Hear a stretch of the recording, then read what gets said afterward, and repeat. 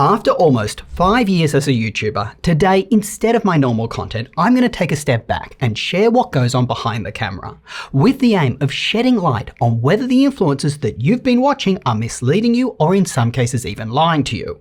Along the way, I'll share tips to help you refrain from spending money on crap you don't need. And at the end, I'll wrap with my strategy to ensure our videos remain as transparent and unbiased as possible. Let's get into it, starting at the beginning. Most YouTubers, at least the ones I know, launch their channels because they genuinely wanted to do something meaningful. Perhaps they had a bad experience buying a product, or they've learned something that they want to share. Maybe they're just lonely. But as your channel grows, money becomes a bigger factor to consider, whether intentionally or not. If you go full-time or add employees, you have wages and bills to pay. And when it comes to money, views are the primary metric that drives your earnings. The ads YouTube runs are paid out based on every 1,000 views. Sponsorship deals are larger if you have more views. Even affiliate sales and merchandise is very view dependent. The more people who watch our videos, the more people click and buy these items. YouTube is a very crowded and competitive space, and to get those views, there is considerable pressure to rush out videos. Videos on popular trending topics with clickbait titles, which unfortunately the YouTuber making them may not have any real experience in. Let's do some simple math. Say you're watching a tech YouTube channel that publishes about 3 videos per week. The YouTuber has a max of 1.66 working days to try each device. The time it takes to run the channel itself reduces that even further, and that can include business management or even time-intensive tasks like video editing. You can see that many YouTubers that you're watching probably haven't used the product that they're talking about long enough to give you an informed opinion on it. In fact, some YouTubers heavily leverage reviewer guides or press releases sent to them by manufacturers. That's to quickly roll out content. That's why a lot of videos on new tech cover the same main points. And do you think that these guides are going to mention any of the issues that a real owner may find with the device? Of course not. And FYI, if you hear YouTubers say, "I've been using this device for a couple of weeks now," look over their recent videos. How many other similar devices are they reviewing at the same time? The math will probably show that they simply couldn't have spent that much time on any individual one. That's unless they have a large team supporting them. Now, it's not just the lack of time spent. There is often a fundamental lack of expertise on the topic itself. Many YouTubers have pretty much always been YouTubers. They've picked up knowledge on the topics that they're presenting along the way. This leads to a situation where they've never really had any real-world experience on some of the topics that they're presenting. But because they're experienced presenters, they can speak about them with confidence and conviction. Let's take investing. There are so many YouTubers out there that give advice on what to invest in. Some may even wow you with research and graphs. Folks, I worked in one of the world's premier investment banks for over 13 years. There is a reason these investment banks have entire teams dedicated to covering a very small number of companies. Understanding the value of a large company is extremely complex and time-consuming. You need to know what each of their business lines are doing, changes in their costs. You need to forecast demand, factor in macroeconomic conditions. There are so many things to consider. A YouTuber spending a week on a topic like this will only see the tip of the iceberg. And for YouTubers who don't have any real-world experience, they likely don't even know what they're missing. In fact, how often do YouTubers actually tell you their credentials? And do they match the topic that they're talking about? Plus, once a YouTuber grows, this issue is compounded. They'll probably employ junior staff to do their research or testing for them.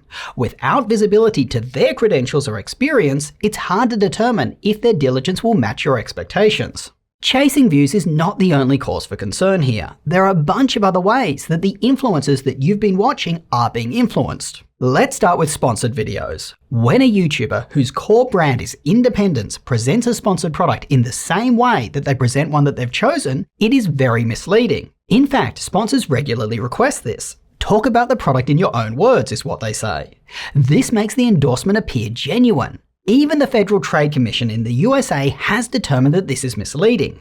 They have rules that require influencers to disclose sponsored content, but I'm willing to bet that there are many times that the YouTuber's excitement has drowned out this warning. Or heck, you were multitasking and missed it entirely. And sponsored videos are not always YouTubers' opinions, even though they may appear as such. Sponsors often provide talking points that must be covered, and many sponsorship contracts have discouragement clauses. These clauses prevent the influencer from speaking negatively about the product or brand that they're promoting, often across any media and for months after the video has aired. Now, sponsorship contracts, like anything, are negotiable. We build into our ones the ability to say negative points about the product. We then allow the sponsors to back out if they don't like what we're saying. They will lose their deposit though, and we still have the right to post the video, just as a regular unsponsored one. Even with those clauses, you still tend to go easier on a product when you're being paid. Let's take a step back though and talk about why a product would be sponsored in the first place. If a product is exciting, YouTubers will cover it anyway because it gets views, which, as I showed you earlier, are the primary currency of YouTube. Sponsored products are either new products that the company is launching and they feel need an extra push, or they're underwhelming products that just aren't getting coverage to begin with. Look, not all sponsored products are garbage, of course not. Most of the sponsored products that we've done have been decent. That's because we selected them from the tons of offers that we get each month. But even then, they weren't blockbuster products. And there are many YouTubers out there who appear to promote anything under the sun. A massive example was the established title scam. If you haven't heard about it, I'll put some links down below the video for you to watch. But to sum it up, many famous YouTubers were promoting an extremely misleading product which didn't deliver on its core promise, which was that if you paid established titles money, you'd become a Scottish lord or lady. What's worse is that even after the scam was exposed, many YouTubers did not immediately repost their videos without that advertisement. Instead, they allowed the scam to continue. Moral of the story, if a YouTuber is acting like a sponsored product is amazing, have your guard up. Often, it's just not the case. But it's not just a company paying an influencer directly that can result in bias. Some YouTubers get early access to products or free review units. Although these normally have to be sent back after the review is done, getting them can be a critical factor in being first to launch a video. Being first to cover an exciting new product can generate significant views. Being prioritized for an early review unit is a big incentive to not bite the hand that feeds you. We're tough here at this channel. We call it as it is. An increasing number of manufacturers seem to be prioritizing sending these early review units to other YouTubers over us. And I'm willing to bet that it's because they can't rely on us to give them a positive review. But I believe one of the biggest reasons that YouTubers give predominantly positive reviews or downplays a product's issues is due to affiliate marketing. This is where a YouTuber gets paid every time a viewer clicks one of their links to purchase a product. This can be a lot of money, especially for products or services that cost very little to manufacture. Surfshark VPN, for example, the cost of them adding an existing user is very little compared to companies that manufacture a physical product. We've been offered 45% commission to recommend them. Now, I'm not saying that Surfshark is a bad product. I haven't even used it. But what I am saying is this. If a YouTuber is being paid every time someone buys the product that they're reviewing, do you think that they're going to give an unbiased review? And funnily enough, many people do not even realize that the links in a YouTuber's videos are their affiliate links, because YouTubers like us present them in a way like we're doing you a favor. Lastly, courses, specifically those that promise to make you money. Many of these are made to make the YouTuber money. You're an afterthought. Plus, most of the content you can probably find free on YouTube itself. In fact, if you're looking for content on how to be successful in your career, just check out our new business channel. All the advice there is free. Or check out free courses from reputable institutions like MIT's OpenCourseWare. Alright, a lot of what I just said is of course applicable to us here too. So here's what we're going to do about it. 1. We're going to cover topics that we're experts in. Here's my personal background. I have 2 degrees in computer science and a 3rd degree, an MBA from MIT. I've worked in software for 20 years at a variety of major corporations. Plus, during that time, I founded and co-founded a number of startups. With that said, to be experts in our domain, we're going to keep our focus narrow. This channel will cover laptops, predominantly for working professionals and students.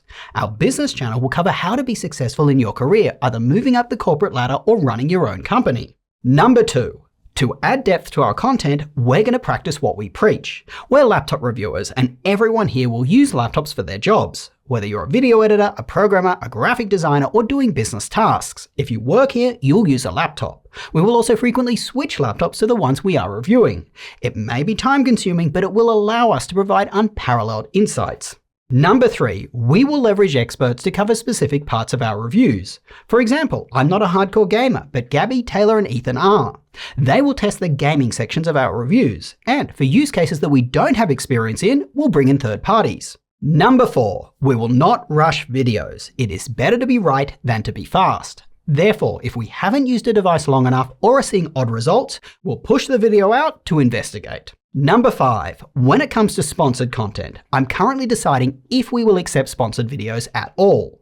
In the meantime, any sponsored video will be called a product showcase, so you know it's not a review. Also, I have added a termination clause for our contracts. If we test the product and it's not up to scratch, we can back out. And finally, to reduce conflict of interest, we won't have sponsors overlapping with the topic of the video that they're in. If we're doing a best laptop for students, we won't allow a laptop manufacturer to sponsor that video. Number 6, we earn most of our money from affiliate marketing. It is tempting to give mostly positive reviews because in the short term, we'll earn more money. I did not leave my job where I was earning $1 million a year compensation package because I wanted money. I want to help you. We will continue to be brutally honest in every product review that we do. I'm trusting that because of this, more people will watch our channel, and in the long term, lack of sales conversions will be negated by significantly higher views. And number 7, in the interest of being transparent, we will regularly share our personal favorite devices, so you know which ones we would spend our own money on. And lastly, number 8, we will continue to listen to you and learn from our mistakes. There have been many times that you guys have corrected us. We read all your comments and adjust where appropriate. Even though the domains that we cover are niche, they're surprisingly large niches. We don't know everything, and we do appreciate when you hold us accountable. I want to close this video by saying the following. Be vigilant. Question who you're watching and their motivations. There are plenty of good YouTubers out there who make quality, trustworthy, and unbiased content. Support them. And also be open to checking out smaller YouTubers. They may not have the production quality of the bigger ones, but they may have more expertise. You, the viewer, have the knowledge and you have the power. You choose who you subscribe to and who you don't. You choose whose videos you share and you choose whose affiliate links you buy from.